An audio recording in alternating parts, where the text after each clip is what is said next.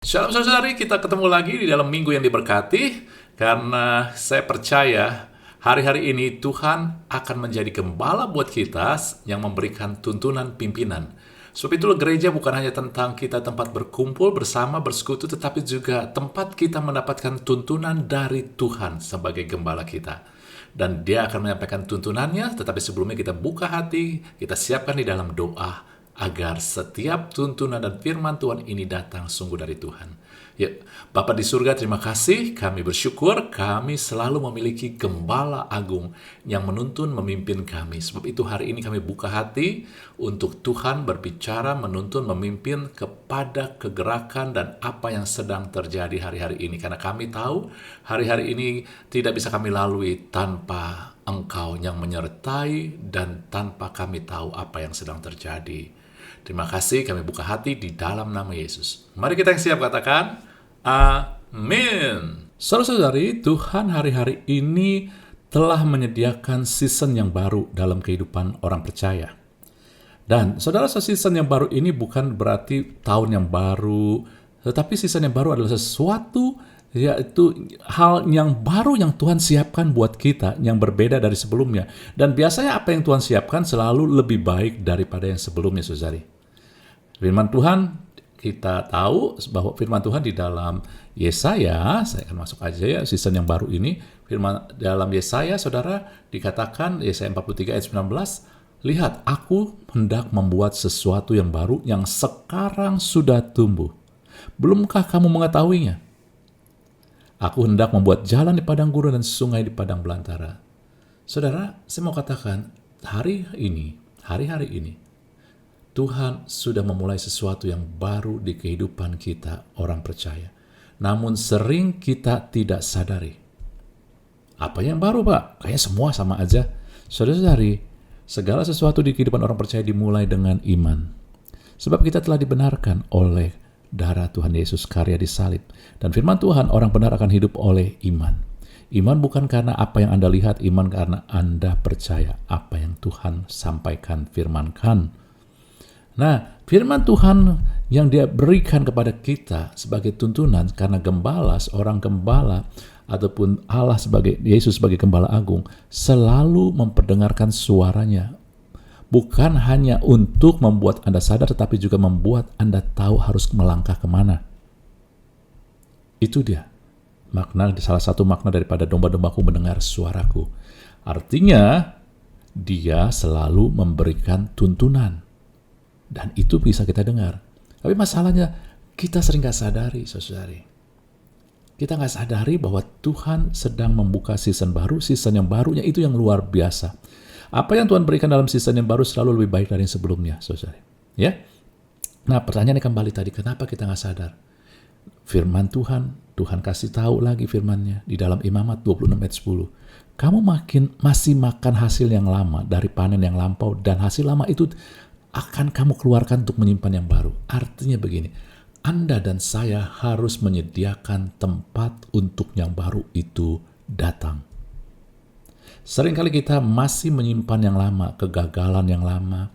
Kita menyimpan juga Tuhan hal-hal yang lama, keberhasilan kita yang dulu. Saudara-saudari, apa yang Tuhan sediakan di depan ini jauh lebih baik daripada segala keberhasilan yang pernah kita alamin.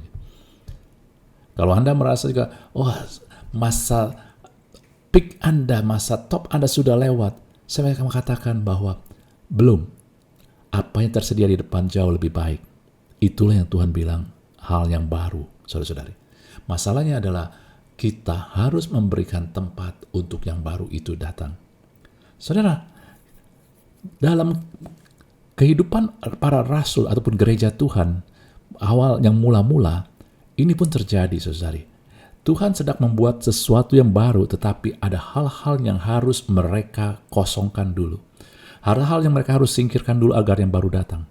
Kita baca aja dalam Kisah Para Rasul 10 ayat 9-14. Ini bicara tentang Petrus. Dikatakan keesokan harinya ketika orang itu berada dalam perjalanan dan sudah dekat kota Yope.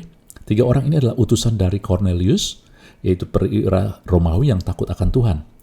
Ya, kira-kira pukul 12 tengah hari, naiklah Petrus ke rumah untuk berdoa.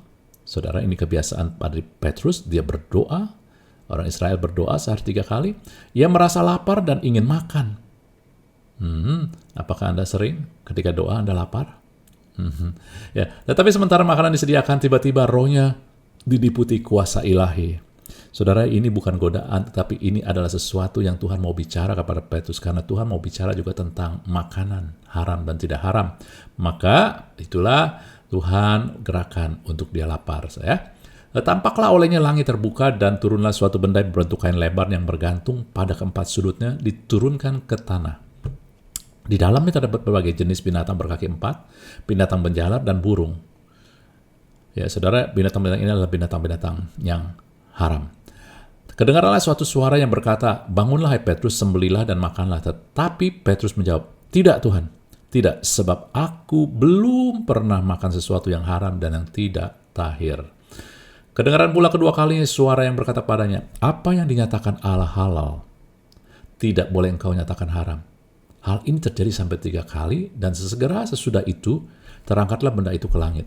Petrus bertanya-tanya dalam hatinya, apa kiranya arti penglihatan yang telah dilihatnya? Sementara itu telah sampai di muka pintu orang-orang yang disuruh Cornelius dan yang berusaha mengetahui di mana rumah Petrus. Mereka memanggil seorang dan bertanya, apakah Simon yang disebut Petrus ada menumpang di rumah itu? Ketika Petrus sedang berpikir tentang penglihatan itu, berkatalah roh, ada 3 orang yang mencari engkau. Bangunlah, turunlah ke bawah dan berangkatlah bersama-sama dengan mereka. Jangan bimbang, sebab aku menyuruh mereka kemari. Saudara, Anda melihat, dimulai ketika Petrus berdoa, maka dia dapat penglihatan dan dia juga mendengar suara Allah.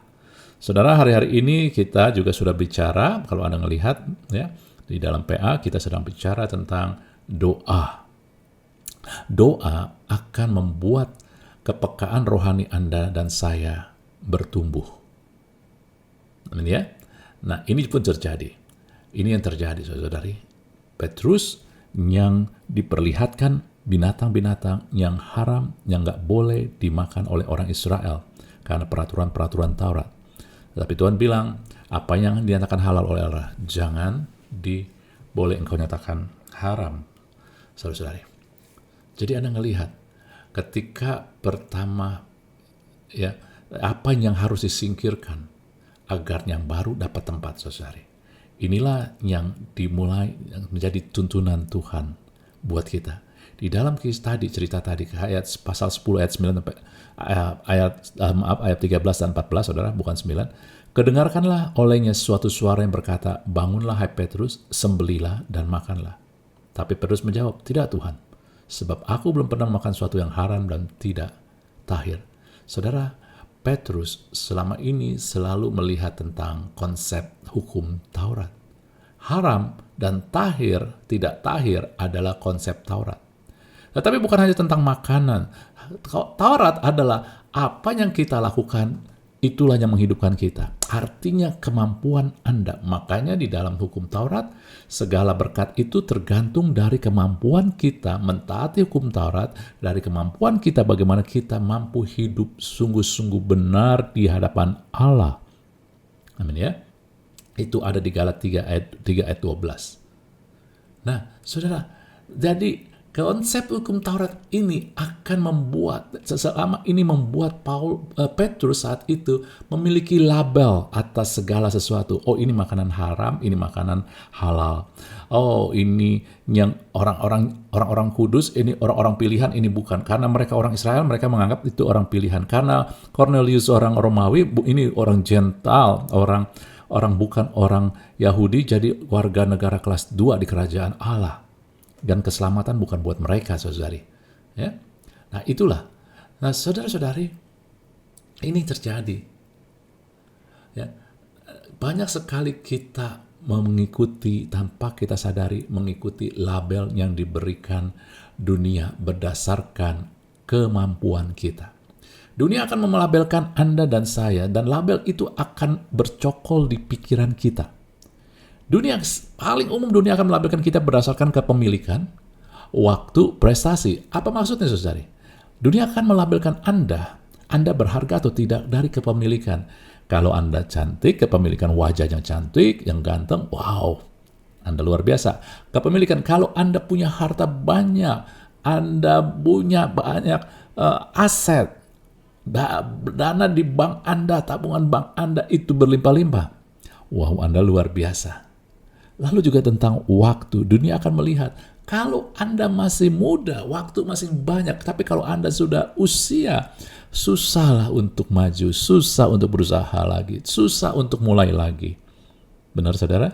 Dunia juga akan memasukkan waktu dalam arti begini, saudara. Dunia akan melabelkan Anda, ya, misalkan begini, benih-benih dunia adalah membuat kita memiliki pola pikir yang serba instan.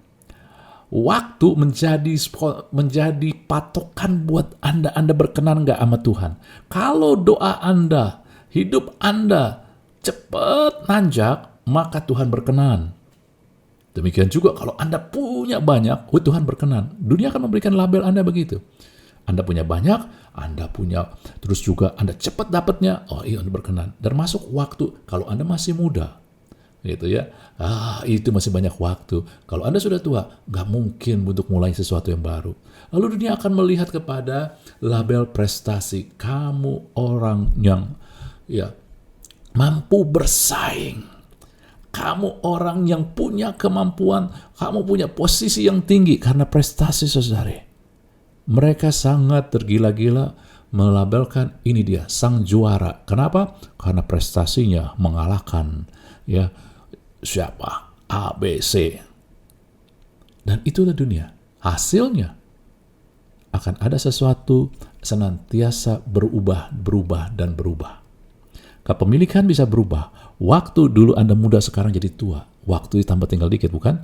Prestasi, kalau Anda sekarang ini prestasi, bulan depan, tahun depan ada orang yang lebih berprestasi dari Anda. Inilah yang Tuhan mau, singkirkan yang lama. Yang lama adalah hal-hal yang melabelkan diri Anda berdasarkan kemampuan manusia, berdasarkan keadaan dunia. Tetapi konsep yang baru dari kerajaan Allah adalah Anda melabelkan berdasarkan anugerah dalam Kristus. Anugerah dalam Kristus artinya siapa Anda di dalam Kristus. Anda berharga, Anda dikasihi. Inilah anak yang kukasihi. Anda adalah anak Allah yang dikasihi oleh Allah Bapa di surga. Saudara-saudara, kepadanya aku berkenan. Anda berkenan karena Anda di dalam Kristus, bukan karena perbuatan Anda dan saya. Kita berkenan di hadapan Tuhan karena kita berlaku benar, baik. Oke, baik, tetapi ada yang lebih baik, yang lebih sempurna, yaitu Anda dan saya dikasihi, berkenan karena pengorbanan darah Yesus. Jadi labelilah diri kita berdasarkan anugerah yang diberikan di dalam Kristus, bukan karena apa yang kita miliki, bukan karena prestasi kita, saudara. Lalu juga label dari kerajaan Allah bukan tentang waktu. Makanya Anda lihat Tuhan gak pusing orang Israel 39 atau 40 tahun ada di padang gurun setelah mereka keluar dari Mesir. Kalau orang-orang bilang, wah Tuhan kamu gak sanggup ya untuk menggenapi masa udah keluar dari Mesir, harus nggak dapat masuk sampai 39 tahun. Ataupun juga dia gak peduli tentang Abraham yang sampai usia udah tua, belum punya anak. Dia juga nggak terganggu ketika Ishak yang dijanjikan punya anak 20 tahun mandul. Tetapi dia peduli akan proses kesiapan. Karena dia peduli tentang bejananya. Kan berkat itu pasti, janji itu pasti, tetapi yang baru adalah proses kesiapan kita untuk menerima berkat-berkat itu. Begitu banyak orang memikirkan waktu sehingga dia berpacu dengan waktu tanpa dia sadari dia tidak menyiapkan bejananya, dirinya sendiri, sehingga ketika berkat itu datang, posisi itu datang, dia belum sanggup untuk menghandle-nya sehingga justru mencelakakannya. Kemudian juga konsep kerajaan Allah bukan tentang prestasi. Prestasi membuat Anda sombong, saya lebih hebat dari yang lain. Prestasi membuat Anda juga down ataupun juga rendah diri karena Anda merasa orang lain lebih hebat, Anda nggak punya apa-apa. Tetapi konsep kerajaan Allah adalah melengkapi. Telinga nggak lebih hebat dari mata, nggak lebih hebat dari hidung, nggak lebih hebat dari mulut, tetapi saling melengkapi. Apapun posisi Anda, apapun. Orang Israel memiliki perbedaan antara pria dan wanita. Tapi Tuhan bilang saling melengkapi. Orang Israel merasa lebih hebat daripada orang-orang yang di luar orang Israel. Tapi Tuhan bilang sekarang, kalian bagian daripada tubuh Kristus. Tidak ada lagi Gentile, tidak ada lagi Yahudi dan non-Yahudi. Kita saling melengkapi. Saudara, seringkali kita tidak memiliki pola pikir seperti ini sehingga kita tidak melihat bahwa ada sesuatu season yang baru yang sudah terjadi, yang sedang terjadi, yang sedang berlangsung dalam kehidupan kita, hal-hal yang besar, di mana hal yang adikudrati sedang terjadi berdasarkan Tuhan. Kenapa? Karena kita tidak mau menyingkirkan yang lama, label-label yang lama yang berdasarkan kemampuan. Sebab itu, cara kita menyingkirkan yang lama agar yang baru datang adalah jangan batasi dengan label kemampuan. Namun, kenakan label anugerah. Karena yang baru dalam kehidupan Anda adalah anugerah. Semua karena anugerah Tuhan. Kalau Anda baca Paulus, Anda lihat Petrus, Anda lihat firman Tuhan, surat-surat dari Yohanes, mereka mencerminkan anugerah. Bukan kuat gagah mereka. Sehingga mereka melihat mujizat-mujizat, kuasa-kuasa Tuhan dinyatakan, kemuliaan Tuhan dinyatakan. Sehingga mereka bisa melihat bagaimana Tuhan mencukupkan kebutuhan mereka menurut kekayaan dan kemuliaan. Bukan dari kemampuan, bukan dari keadaan dunia. Saudara, dunia akan mengkondisikan kita sehingga kita nggak bisa maju. Seringkali kita salah label, saudara-saudari. Contohnya kita baru-baru ini belajar di dalam PA, dalam Alkitab kita tentang doa. Saya mulai dibukakan karena bukan karena nggak ngerti doa, tetapi karena saya melabelkan doa. Bukankah kita sering memiliki sikap begini, saudara, di pikiran kita, di bawah sadar kita. Kalau kita udah berdoa, entah doa pagi, siang, malam, apapun juga, tetapi kalau kita sudah berdoa baru tenang, kita berasa, aduh, baru tenang, udah berdoa. Kenapa? Karena tanpa kita sadari, kita melabelkan doa sebagai kewajiban yang harus dilakukan supaya Tuhan jawab kita, supaya Tuhan gak marah sama kita. Itu dia. Sehingga kita berdoa, menjadi suatu beban karena label ini. Doa adalah keharusan. Sehingga kalau Anda gak berdoa, Anda gak diberkatin. Saudara, saya gak suruh Anda jangan berdoa, tetapi labelnya.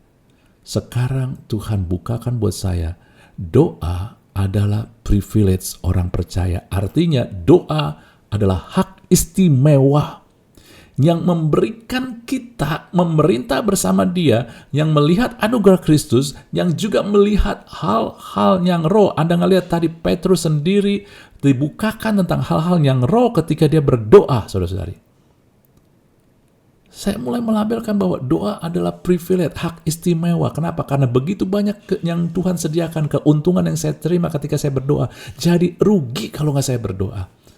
Doa adalah membuat saya juga melihat perkara-perkara di atas hal-hal yang dunia roh. Jadi adalah kebutuhan saya untuk melihat bukan hanya dengan kasat mata. Karena kalau kita hanya melihat yang kasat mata, kita ngelihat kok Tuhan nggak jawab-jawab ya.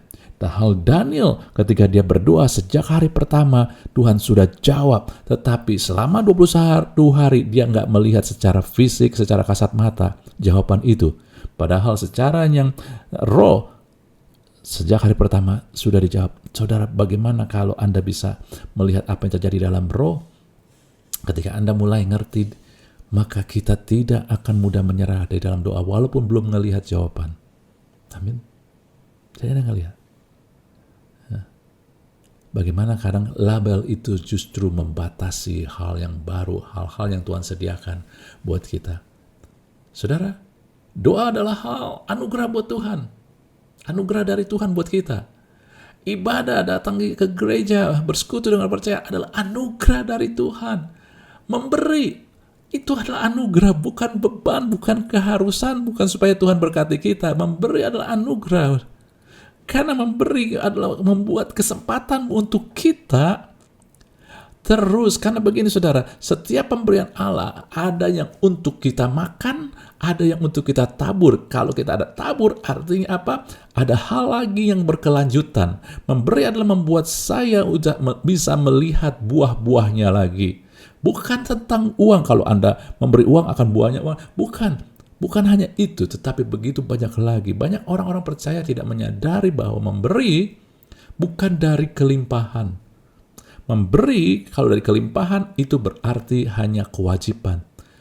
Memberi adalah privilege, sehingga saya sedang bergumul dengan finansial ataupun tidak. Ada bagian, setiap hal yang saya terima, ada bagian yang saya bisa berikan kepada Allah, karena saya partner dari Tuhan. Sehingga saya bisa melihat kemuliaan, kelimpahan dari Tuhan, dari kerajaan Allah. Sehingga saya bisa menundukkan daging saya. Sehingga saya bukan lagi bahagia, ditentukan kebahagiaan saya oleh uang, materi, tetapi oleh kerajaan Allah. Amin, saudara. Inilah yang kadang label yang kita sering pakai tapi salah, karena berasal dari dunia yang berdasarkan kepemilikan. Uang itu memilikan. Berdasarkan tentang ya macam-macam saudara. Ya, yang tadi kita sudah bahas. Yuk, jangan hanya memilih karena Anda melihat dengan pola dunia. Tapi pilihlah sesuatu karena Anda melihat ada anugerah yang lebih besar. Ketika Anda memberi, bukan tentang uangnya, jumlahnya, tetapi anugerahnya yang lebih besar yang Anda terima. Anda memberi adalah proses kesiapan bejana ini supaya kita tidak dikuasai uang. Memberi adalah untuk melengkapi, ada orang-orang yang membutuhkan. Gereja Anda butuh, ada orang-orang juga di sekitar kita yang butuh. Mungkin saudara-saudari Anda, keluarga Anda butuh, saudara-saudari. Anda melengkapi. Enggak perlu untuk mencukupi semuanya. Mungkin Anda hanya sebagian kecil, tapi itu bagian kecil itulah yang melengkapi. Amin, saudara. Yuk, hari-hari ini kita belajar melihat dengan label yang benar. Selanjutnya, saudara-saudari, Anda harus tahu bahwa label akan membuat entah itu gunung penghalang atau jalan di padang gurun. Sesuai dengan Yesaya 43:9, kan Tuhan mau buat jalan padang gurun, sungai-sungai di padang belantara. Tetapi ketika Anda membuat label yang salah, label dari dunia, Anda sedang membuat gunung penghalang. Ketika Anda melabelkan hanya sekedar tentang uang materi, Anda sedang membuat gunung penghalang. Oh, saya nggak punya dana untuk usaha. Oh, saya nggak bisa bahagia kalau nggak punya uang. Anda sedang menciptakan gunung penghalang. Tapi ketika Anda melabelkan anugerah Tuhan, Anda sedang melihat jalan di padang gurun. Walaupun kita hidup di dalam padang gurun, kita melihat ada jalan kok, ada jalan keluar. Kalau Anda hanya hidup dengan label-label yang diberikan oleh dunia, maka Anda akan melihat pada sesuatu dari kehidupan Anda, dari kemampuan kita. Akhirnya kita akan mengalami kekeringan, karena nggak senantiasa kita itu mampu. Akan ada kekeringan dalam hidup. Tapi kalau Anda dan saya mengenakan label yang dari kerajaan Allah berdasarkan anugerah, maka Anda akan melihat di padang belantara, di keadaan yang kacau sekalipun, saudara-saudari, ada sungai yang menghidupkan, ada sungai yang menenangkan, ada sungai yang memberikan kehidupan, ada air yang mengalir. Amin, saudara, saudari. Itulah bagaimana kita melihatnya sesuatu yang baru, season yang baru yang dari Tuhan, yang membuat Anda hidup di dalam hal-hal yang adekudrati, membuat Anda di atas keadaan. Jangan batasi dengan label kemampuan, namun label anugerah Tuhan. Lalu kemudian saudara, kita lanjut kemudian di dalam firman Tuhan, Kisah Para Rasul 11 ayat 2 dan 3. Saudara, akibat daripada Petrus membaptis daripada Cornelius yang bukan orang Yahudi, terjadilah perdebatan, jadi heboh. Petrus akhirnya harus datang ke Yerusalem, saudara-saudari, ke orang-orang, kumpulan orang percaya, orang Kristen ini bukan orang Yahudi, agama Yahudi, bukan orang percaya Yesus, ya, tapi orang Yahudi. Dan orang ini karena mereka orang Yahudi, mereka bersunat. Mereka berselisih pendapat dengan dia. Katanya, engkau telah masuk ke rumah orang yang tidak bersunat dan makan bersama mereka. Karena saat itu peraturan adalah orang bersunat, orang Yahudi nggak boleh makan bersama-sama dengan orang non-Yahudi yang dianggap tidak bersunat. jadi ketegangan, saudari. Tetapi kemudian kita ngelihat di ayat 17 dan 18 kemudian, ketika Petrus menceritakan, ya, dia sudah datang ke Yerusalem, dia hadapin ya perselisihan pendapat, rumor yang begitu kuat, tapi dia datang, dia hadapin, lalu dia ceritakan, maka Anda melihat ketika mereka mendengar hal itu, hal apa? Tuhan juga mencurahkan keselamatan, mencurahkan juga karunia-karunia roh kepada orang-orang bukan Yahudi. Mereka menjadi tenang lalu memuliakan Allah. Katanya, jadi kepada bangsa-bangsa lain juga Allah mengurniakan pertobatan yang memimpin kepada hidup. Anda ngelihat di situ, saudari. Diawali dengan ketegangan, tetapi akhirnya diakhiri dengan ketenangan. Namun di antara ketegangan dan ketenangan ada proses.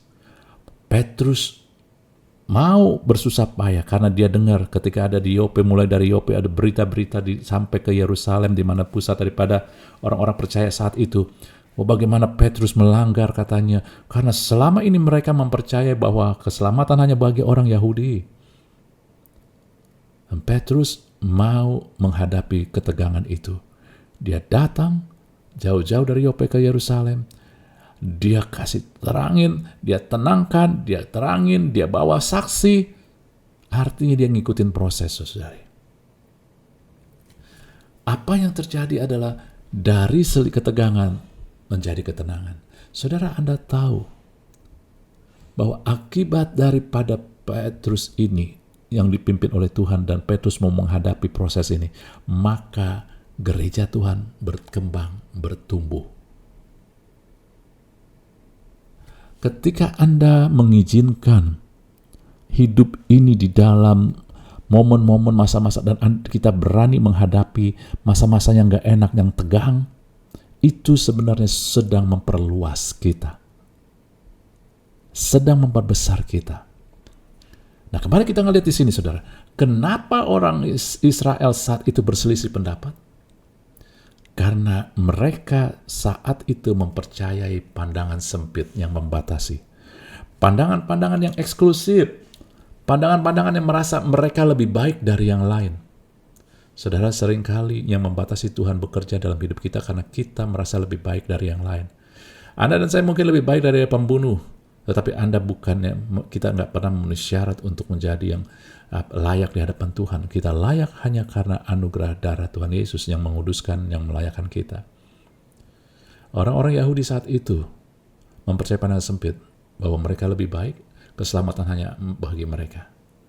Tetapi kemudian, saudara-saudari, mereka menjadi tenang, akhirnya segala sesuatu jadi tenang. Kenapa?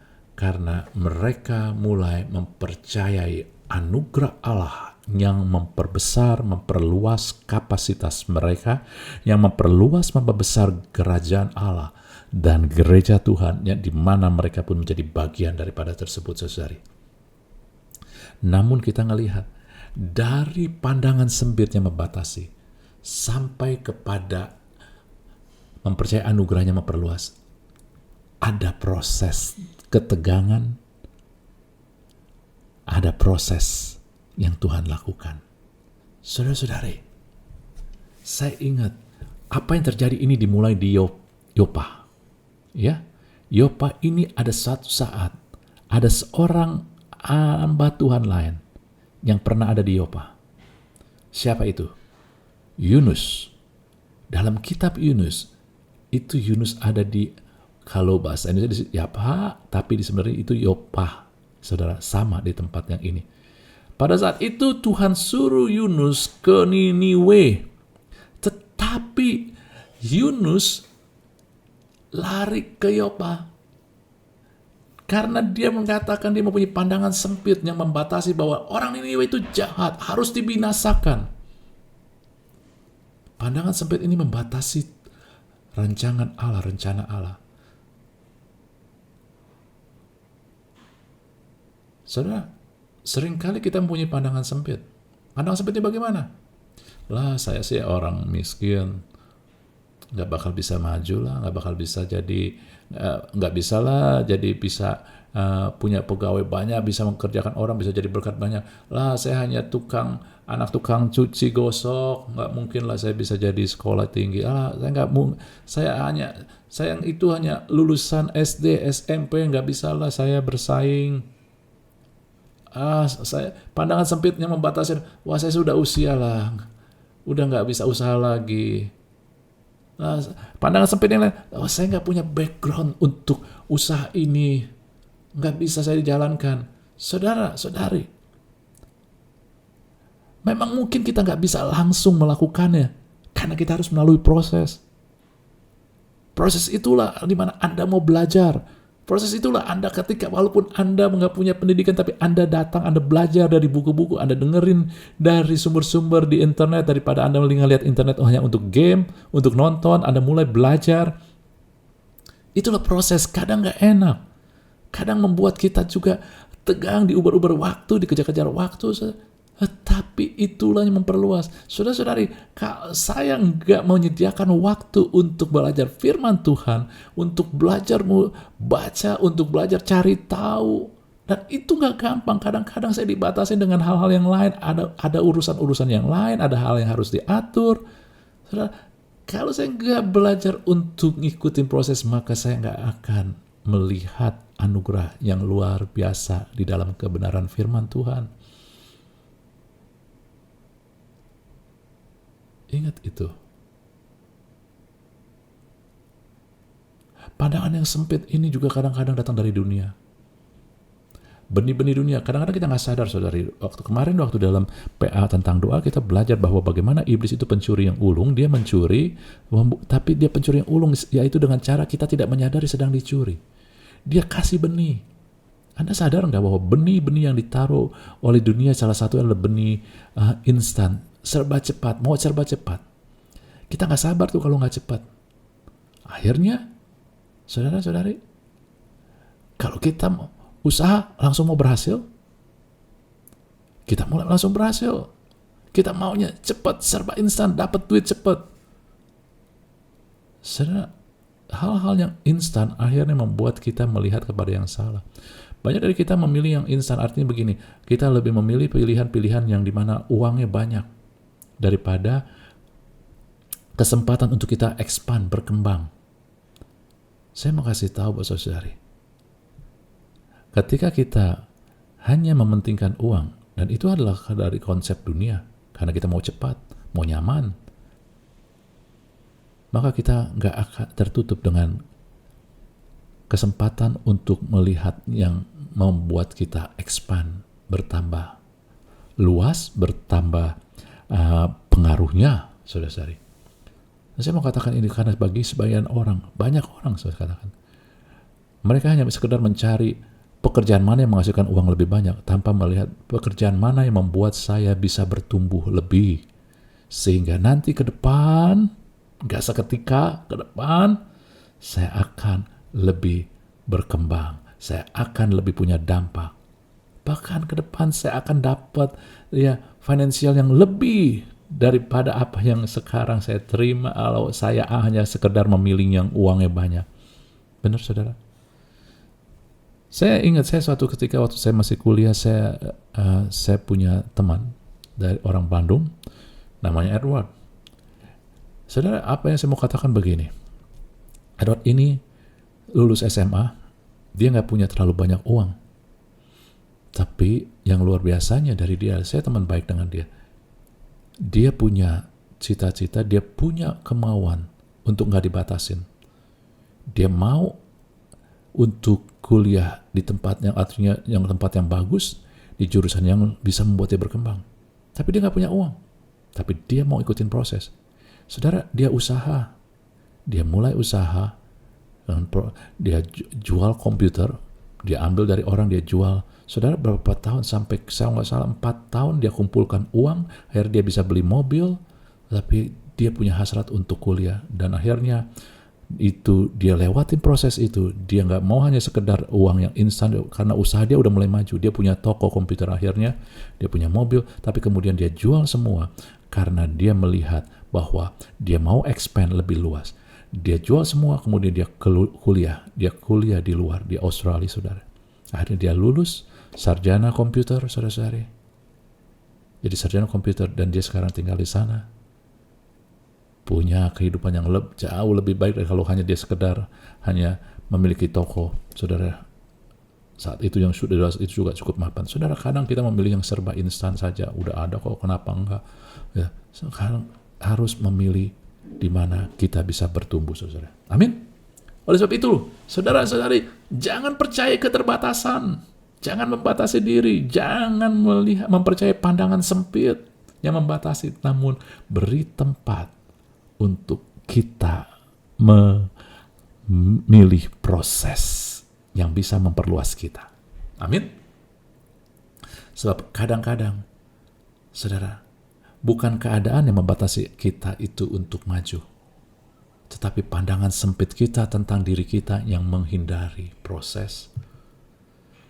Pandangan sempit diri kita, saya nggak bisa, saya nggak mampu. Bukan nggak bisa, nggak mampu. Anda dan tidak mau mengikuti proses. Karena proses itu kadang harus diregangkan, Anda ditarik, sehingga Anda bisa diperluas. Amin. Dan kadang nggak sekali, berkali-kali. Banyak dari kita hanya lihat, Tuhan, Engkau sanggup. Benar, Tuhan sanggup. Tetapi Tuhan juga sangat peduli tentang pribadi kita. Dia telah menyediakan segala berkat. Tetapi dia butuh bejana supaya berkat itu ada di tangan di hati yang tepat. Berkat itu ada di orang yang bisa memperluas, memperbesar kerajaan Allah. Sehingga berkat itu bisa membuat anak-anak Tuhan bahagia dan bersyukur. Bukan sementara, tapi dalam segala sesuatu, dalam setiap keadaan. Amin. Sebab itu hari-hari ini saya mau katakan, saudara-saudari, Tuhan sudah menyediakan season yang baru dalam hidup Anda, yang jauh lebih baik. Dan season ini ditentukan oleh anugerah dan tujuan Tuhan. Namun untuk itu, jangan batasi dengan label kemampuan dari dunia. Namun label dari Tuhan, anugerah Tuhan Yesus. Jangan percaya keterbatasan, namun beri tempat untuk proses yang memperluas. Karena seringkali keterbatasan adalah karena kita tidak mau mengikuti proses. Jangan ambil jalan singkat saja. Mulai berpikir bagaimana saya dapat memperluas. Mungkin cara memperluas adalah Anda belajar kembali. Mungkin memperluas adalah Anda mulai memperluas pergaulan. Mungkin cara Anda memperluas adalah Anda mengambil bukan jalan pintas, tapi jalan melingkar sehingga Anda punya pengalaman lebih. Ayo saudara, kita anak Tuhan dan dipersiapkan untuk menjadi orang-orang yang luar biasa di dalam Tuhan. Amin. Sebab itu, jangan pernah kita mengatakan, yang terbaik sudah aku terima. Tetapi yang terbaik ada di depan kita. Amin. Saudara, tangkap semua? Yuk kita tutup dengan doa. Bapa, terima kasih buat tuntunan pimpinan. Kami sekarang melihat bahwa season yang baru di mana hal-hal yang luar biasa yang datang dari Tuhan dipenuhi dengan hal-hal yang memperbesar, memperluas kerajaan Allah yang menyatakan kemuliaan Tuhan. Itu disediakan untuk mengalir dalam kehidupan kami. Tapi hari ini kami belajar untuk menanggalkan hal-hal label-label dari dunia yang bersandar pada kemampuan kami dan keterbatasan dunia. Tapi kami menyediakan agar kami bisa menyediakan ruang untuk segala sesuatu yang berdasarkan anugerah Tuhan. Karena sungguh anugerah Tuhan itulah yang membuat kami bisa melihat terobosan-terobosan dan membuat kami lebih maju. Biar kami juga menanggalkan keterbatasan-keterbatasan karena keengganan kami melalui proses. Sekedar menerima yang biasa-biasa aja. Dan ketika kami memilih untuk memberikan tempat untuk proses dalam kehidupan kami, padahal hal-hal yang luar biasa terjadi. Sebab itu, Tuhan, jamah anak-anak-Mu, sehingga mereka berkata, proses aku Tuhan, karena aku telah melihat hal yang besar di ujung proses itu telah disediakan buat Tuhan, buat aku. Terima kasih bagi Anda yang mau dan telah menerima kebenaran ini sebagai tuntunan Tuhan.